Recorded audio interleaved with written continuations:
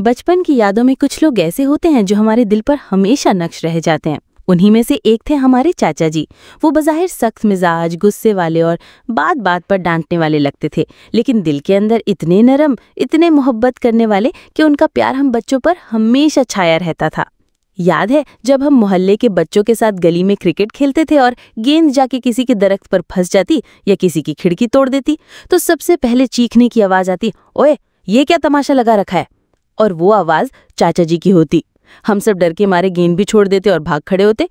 कभी कभी तो ऐसा लगता कि बस अब मार ही पड़ेगी, लेकिन अजीब बात ये थी कि कुछ ही देर बाद वही चाचा जी गेंद वापस ले आते और हंसते हुए कहते, जाओ अगली बार ख्याल रखना। उनकी डांट के पीछे दरअसल एक फिक्र होती थी। वो चाहते थे कि हम बच्चे खेलें, हंसें, खुश रहें, लेकिन हदूद में रहकर। वो हमें सीधा रास्ता दिखाना चाहते थे। एक दिन मुझे याद है, मैं स्कूल से देर से घर आया। रास्ते में खेल में लग गया था और अम्मी घर पर परेशान बैठी थीं। मैं अंदर गया तो देखा कि चाचा जी बैठे हैं। जैसे ही मुझे देखा तो फौरन कहा, कितनी देर लगा दी, पता है घर वाले कितना परेशान थे। मैं खामोश खड़ा रहा, डर रहा था कि शायद अब डांट के साथ मार भी पड़े, लेकिन अगले ही लम्हे उन्होंने जेब से मेरे लिए टॉफी निकाली और कहा, ये लो, लेकिन याद रखना कभी ऐसा दोबारा ना करना। यही थे चाचा जी, बज़ाहिर सख्त लेकिन दिल के अंदर बेपनाह प्यार।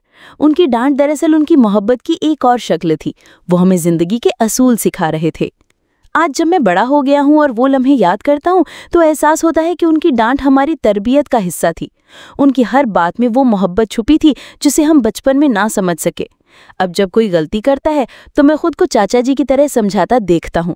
शायद यही मोहब्बत की सबसे बड़ी निशानी है कि वो हमें बेहतर इंसान बना गई। चाचा जी की डांट आज भी याद आती है और दिल कहता है वो डांट नहीं, वो खालिस मोहब्बत थी।